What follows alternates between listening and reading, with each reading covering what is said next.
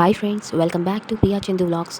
ఇవాళ మనం రాయలసీమ స్టైల్ కాకరకాయ మసాలా కర్రీ ఎలా చేయాలో చూడబోతున్నాం. స్టవ్ మీద ఒక గిన్నె పెట్టుకొని దాంట్లో మనం కట్ చేసుకున్న కాకరకాయ, 1 టేబుల్ స్పూన్ పసుపు, 1 టేబుల్ స్పూన్ సాల్ట్ వేసుకొని కొంచెం చింతపండు, కొంచెం వాటర్ పోసి 80% ఉడికించుకోవాలి. దీనివల్ల కాకరకాయలో చేదు ఏమన్నా ఉంటే వెంటనే పోతుంది.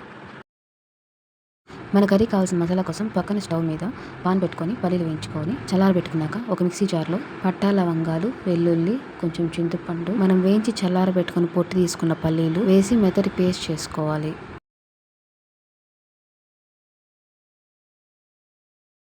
అందులో కొంచెం కొబ్బరి, 1 టేబుల్ స్పూన్ గసగసాలు వేసుకొని మళ్ళీ ఇంకోసారిగా మిక్సీ పట్టుకోవాలి.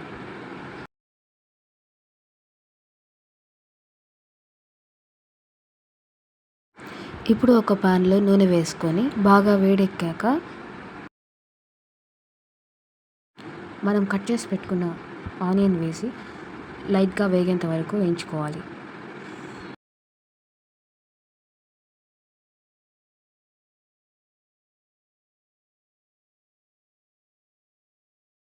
మనం యాడ్ చేసుకున్న ఆనియన్స్ లైట్ బ్రౌన్లోకి వేగిన తర్వాత 2 టమాటాలు ముక్కలు చేసి యాడ్ చేసుకోవాలి.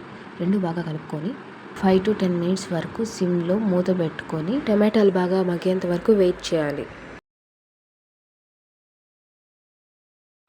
టమాటాలు బాగా మగ్గిన తర్వాత 1 టేబుల్ స్పూన్ పసుపు, రుచికి సరిపడ్డ సాల్ట్ వేసుకొని బాగా మిక్స్ చేసుకోవాలి.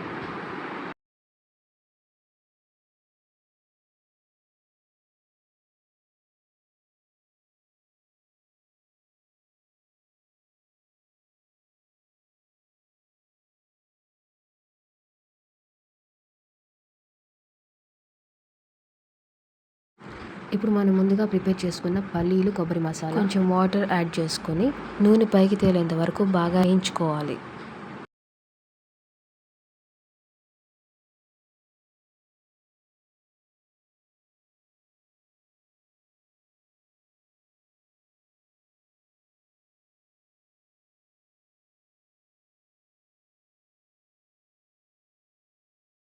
ఇప్పుడు మన మసాలా అంతా వేగిపోయి వాటర్ బాగా ఉడికేటప్పుడు మనం ముందుగా ఉడికించి పెట్టుకున్న కాకరకాయ వేసుకొని బాగా మిక్స్ చేసుకోవాలి.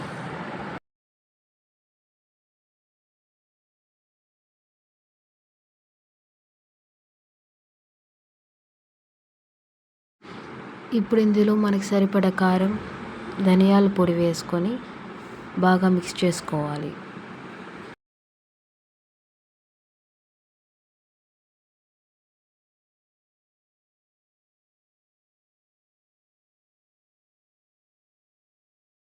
ఇప్పుడు మూత పెట్టుకుని 5 మినిట్స్ ఉడికించుకున్నాక మన కాకరకాయ కంప్లీట్గా ఉడికే వరకు ఉడికించుకొని లైట్గా కొత్తిమీర చల్లుకొని సర్వ్ చేసి మన కాకరకాయ మసాలా కర్రీ రెడీ.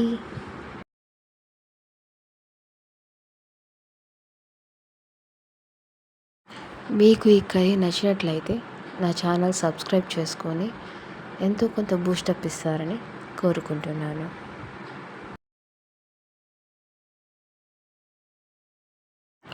నెక్స్ట్ వీడియోలో కలుసుకుందాం. అప్పటి వరకు బాయ్ బాయ్.